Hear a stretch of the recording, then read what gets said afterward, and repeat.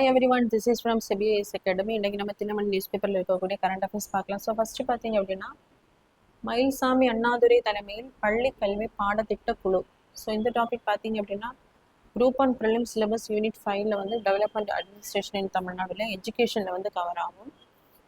So தமிழக பள்ளி கல்வியில் இஸ்ரோ முன்னாள் விஞ்ஞானி மயில்சாமி அண்ணாதுரை அவர்கள் தலைமையில் பார்த்தீங்கன்னா பாடத்திட்ட குழு வந்து அமைக்கப்பட்டிருக்கு. ஸோ இதனுடைய பேக்ரவுண்டை பார்த்தீங்க அப்படின்னா national education policy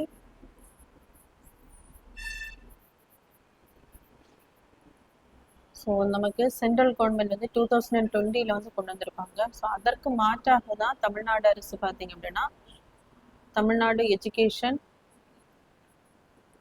policy committee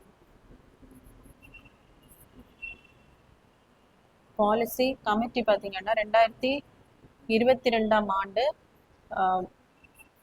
high court judge Murugesan தலைமையில் ஒரு கமிட்டியை வந்து ஏற்படுத்தி இருப்பாங்க. ஸோ அவங்க என்னென்ன பாலிசிஸ் எல்லாம் கொண்டு வரணும் அப்படிங்கிறத அவங்க வந்து ரெக்கமெண்டேஷன்ஸாக கொடுத்துருப்பாங்க.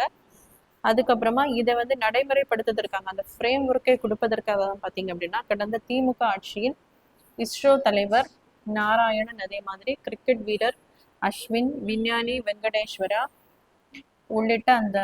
உள்ளிட்டோர் அடங்கிய அந்த புதிய பாடத்திட்ட வடிவமைப்பு உயர்நிலை குழு மற்றும் வல்லுநர் குழு வந்து டிஎம்கே அரசால அமைக்கப்பட்டிருக்கும். அவங்க பார்த்தீங்கன்னா இது வந்து 2025ஆம் ஆண்டு இந்த அமைப்பானது ஏற்படுத்தப்பட்டிருக்கும். ஸோ அவங்க ரெக்கமெண்டேஷன் படி தற்போது பார்த்தீங்கன்னா தமிழ்நாட்டில் இருக்கக்கூடிய 1 முதல் 3ஆம் வகுப்பு வரை உள்ள அந்த மாணவர்களுக்கு வந்து புதிய பாடத்திட்டம் கொண்டு வரப்பட்டுள்ளது. ஸோ இப்போ அந்த கமிட்டி கொண்டு வந்த அந்த ரெக்கமெண்டேஷன் பேசிஸ்ல இல்லாம புதிதாக வந்திருக்கக்கூடிய டிவிகே கவர்மெண்ட் பார்த்தீங்க அப்படின்னா அடுத்தொரு அந்த ஃப்ரேம் ஒர்க்கை கொண்டு வருவதற்காக இன்னொரு திட்டக்குழு வந்து அமைச்சிருக்காங்க. அதுதான் பார்த்தீங்க அப்படின்னா இஸ்ரோ முன்னாள் விஞ்ஞானி மயில்சாமி அண்ணாதுரை அவர்களுடைய தலைமையில தான் பார்த்தீங்க அப்படின்னா இந்த திட்டக்குழு வந்து அமைக்கப்பட்டுள்ளது. ஸோ இதுக்கு முன்னாடி 1 to 3 வரைக்கும் உள்ள குழந்தைகளுக்கு பழைய அந்த ஃப்ரேம் ஒர்க் கொண்டு வந்த இஸ்ரோ தலைவர் நாராயணன் திட்டக்குழு கொண்டு வந்து அந்த ரெக்கமெண்டேஷன் அடிப்படையில் வந்து இம்ப்ளிமெண்ட் பண்ணியாச்சு. இனி வரக்கூடிய 4 to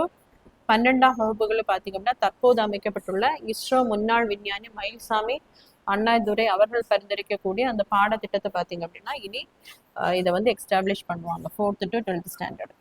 சிறிய மருத்துவ மையங்களுக்கான மேலாண்மை மென்பொருள். ஸோ இந்த டாபிக் பார்த்தீங்க அப்படின்னா group 1 main syllabus paper 3 science and டெக்னாலஜியில் கவர் ஆகும். சுஷ்ருத் கிளினிக். ஸோ இது பார்த்தீங்கன்னா இலகுரக மருத்துவமனை மேலாண்மை தகவல் அமைப்பு மென்பொருள் திட்டம், அதாவது ஹாஸ்பிட்டல் இன்ஃபர்மேஷன் மேனேஜ்மெண்ட் சிஸ்டம். இது பார்த்தீங்கன்னா பயன்பாட்டில் உள்ள பெரிய மருத்துவமனைகளை பயன்படுத்தி வரும் இந்த சாஃப்ட்வேரை வந்து சிறிய கிளினிக்கும் பயன்படுத்துவதற்காக தான் இந்த திட்டத்தை வந்து கொண்டு வந்திருக்காங்க. ஸோ இதில் பார்த்தீங்க அப்படின்னா நோயாளிகள் வருகை பதிவு, கட்டண ரசீது தயாரிப்பு, மேலாண்மை தகவல் அமைப்பு அறிக்கையிடல், பேச்சு உரையாக மாற்றி ஆவணப்படுத்துதல், இதெல்லாமே என்ன பண்ணணும்னா அதை டிஜிட்டலாகவே அதே என்ன பண்ணினா ரெடி பண்ணிடும் இந்த சாஃப்ட்வேர். ஸோ இதற்காக பார்த்தீங்கன்னா 5 பயனாளர்கள் இணைந்து மாதம் 499 ரூபாயில் இந்த சர்வீஸை வந்து பெற்றுக்கொள்ளலாம். ஸோ இது வந்து NHA CDAC இடையான இந்த கூட்டுறவின் கீழ் பார்த்தீங்கன்னா இந்த பயனாளர்களுக்கு ரூபாய் 200 வந்து மானியம் வந்து வழங்கப்படுகிறது. ஸோ ஒரு மாதத்திற்கு பார்த்தீங்கன்னா மொத்தம் 299 தான் வரும். இது போக எக்ஸ்ட்ராவா யாராவது 5 பெனிஃபிஷியரிஸ் தவிர எக்ஸ்ட்ராவா யாராவது வந்தாங்கன்னா எக்ஸ்ட்ராவா 50 rupees வந்து இதுக்கு பே பண்ண வேண்டியது இருக்கும். அதே மாதிரி ஃபர்ஸ்ட் 3 மந்த்துக்கு வந்து இந்த சர்வீஸ் வந்து ஃப்ரீயா வழங்குறதுக்கு இருக்காங்க. அடுத்ததான் ஆரோக்கிய சேது செயலி பார்த்தீங்க அப்படின்னா கரோனா காலத்தில் அந்த பாதிக்கப்பட்டவர்களின் தொடர்பில் இருந்தவர்களை அடையாளம் காண்பதற்காக இந்த செயலி வந்து கொண்டு வரப்பட்டிருக்கும்.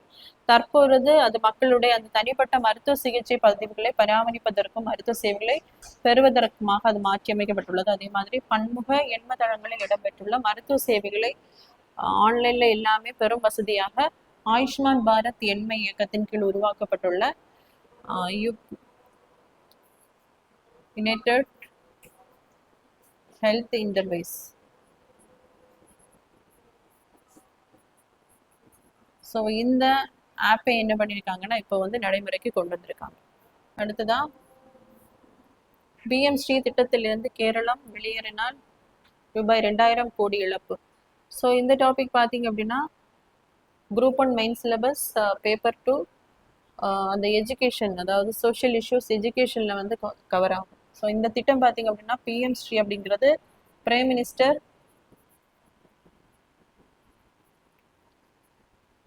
Schools for rising India. இது வந்து ஒரு சென்ட்ரல் கவர்மெண்ட் ஸ்கீம். பார்த்தீங்க அப்படின்னா செப்டம்பர் 5, 2022 ஆண்டு நேஷனல் எஜுகேஷன் பாலிசி வந்து இம்ப்ளிமெண்ட் பண்ணுறதுக்காக. ஸோ நேஷனல் எஜுகேஷன் பாலிசி பார்த்தீங்க அப்படின்னா 2020 ஆண்டு கஸ்தூரி ரங்கன் கமிட்டி அடிப்படையில் தான் கொண்டு வந்திருப்பாங்க. ஸோ அதில் இருக்கக்கூடிய அந்த பாலிசிஸை இம்ப்ளிமெண்ட் பண்ணுறதுக்காக தான் இந்த ஸ்கீம் வந்து கொண்டு வரப்பட்டிருக்கும். இதில் பார்த்தீங்க அப்படின்னா ஃபண்ட் ஷேரிங் வந்து 60% சென்ட்ரல் கவர்மெண்ட் ப்ரொவைட் பண்ணுவாங்க, ஸ்டேட்ஸ் வந்து 40%. இதன் மூலம் நாட்டில் இருக்கக்கூடிய 14,500 ஸ்கூல்ஸில் பார்த்தீங்க அப்படின்னா அந்த இன்ஃப்ராஸ்ட்ரக்சரை வந்து ஒரு இன்டர்நேஷ்னல் லெவலுக்கு வந்து கொண்டு வரக்கூடிய திட்டம் தான் பார்த்தீங்கன்னா இந்த பிஎம் ஸ்ரீ திட்டம். ஸோ என்ன பண்ணுவாங்க, க்ரீனரியும் அதிகமாக இன்ட்ரடியூஸ் பண்ணுவாங்க. அதே மாதிரி சோலார் பேனல்ஸு, ஸ்மார்ட் போர்ட்ஸு,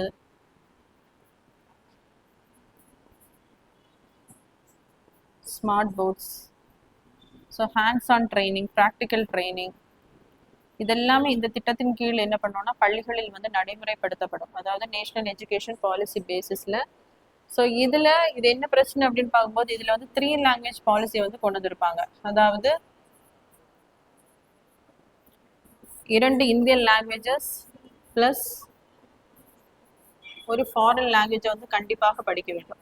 இந்த 2 இந்தியன் லாங்குவேஜஸில் பார்த்தீங்கன்னா ஹிந்தியை வந்து திணிப்பதற்காக தான் இந்த 3 லாங்குவேஜ் பாலிசியை வந்து கொண்டு வந்திருக்காங்க. அப்படிங்கிறதுக்காக நிறைய ஸ்டேட்ஸ், தமிழ்நாடு கூட இதுக்கு அப்போசிஷன் பண்ணியிருப்பாங்க. ஸோ அது கேரளா வந்து இதுலேருந்து வெளியேறினால் இவங்களுக்கும் என்ன பண்ணோம்னா 2000 கோடி இழப்பு வந்து ஏற்படும். சிபிஎஸ்சி மும்மொழி கொள்கை. ஸோ இந்த டாபிக் பார்த்தீங்கன்னா group 1 main syllabus paper 2 social issues எஜுகேஷனில் வந்து கவர் ஆகும். ஸோ சிபிஎஸ்சியில் பார்த்தீங்க அப்படின்னா national education policy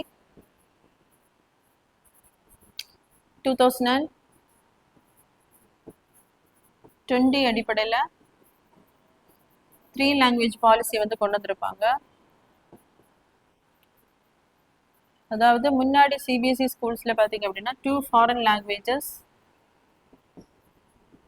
plus 1 Indian language படிக்கணும் அப்படிங்கிற அந்த விதி தான் இருந்திருக்கும். தற்போது பார்த்தீங்கன்னா இதை மாற்றி விட்டு 2 இந்தியன் லாங்குவேஜஸ் இந்த நேஷனல் எஜுகேஷன் பாலிசி அடிப்படையில் 2 இந்தியன் லாங்குவேஜஸ் ப்ளஸ்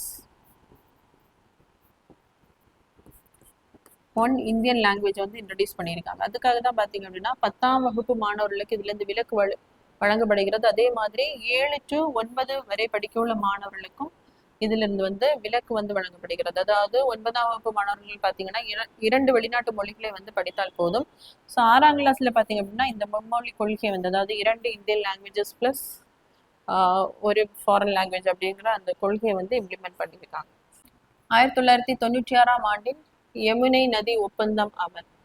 ஸோ ஹரியானாவின் யமுனை நகர் மாவட்டத்தில் பார்த்தீங்க அப்படின்னா யமுனை நதியில் இருக்கக்கூடிய தடுப்பணை பார்த்தீங்கன்னா ஆதினி குண்டு, இதிலிருந்து ராஜஸ்தானுக்கு அந்த நீரை கொடுப்பதற்காக 1994ஆம் ஆண்டு யமுனை நதி வாரிய ஒப்பந்தம் வந்து போடப்பட்டிருக்கும். அது வந்து கால்வாய் அமைப்பு இல்லாதனால இந்த அக்ரிமெண்ட் பார்த்தீங்க அப்படின்னா செயல்படுத்தப்பட்டிருக்காது. தற்போது பார்த்தீங்க அப்படின்னா நிலத்தடி குழாய் அமைப்பு மூலம் இது, அதாவது 1994ஆம் கொண்டு வந்து இந்த ஒப்பந்தம் பார்த்தீங்க அப்படின்னா நடைமுறைப்படுத்துறதுக்காக ஒப்புதல் வந்து வழங்கப்பட்டிருக்கு. முதல்வர் மாநில இளைஞர் விருது விண்ணப்பங்கள் வரவேற்பு. ஸோ இந்த topic group 1 main syllabus paper 2 அவார்ட்ஸில் வந்து கவர் ஆகும்.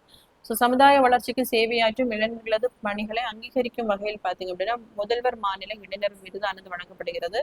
ஸோ இது தமிழ்நாடு ஸ்டேட்டில் பார்த்தீங்க அப்படின்னா சுதந்திர தினத்தன்று 3 ஆண்கள் மற்றும் 3 பெண்களுக்கு இந்த விருதானது வழங்கப்படும். இதுக்கு பார்த்தீங்க அப்படின்னா 1 லட்சம் பரிசு, பாராட்டு சான்றிதழ் மற்றும் பதக்கம் வழங்கப்படுகிறது. ஸோ இதற்கான அந்த செலெக்ஷன் கிரைட்டீரியா பார்த்தீங்கன்னா 15 வயது டு 35 வயதுக்கு உட்பட்டவராக இருக்க வேண்டும். அதே மாதிரி கடந்த அந்த ஒரு ஆண்டில் செய்யப்பட்ட அந்த சமூக சேவை தான் கணக்கில் கொள்ளப்படும்.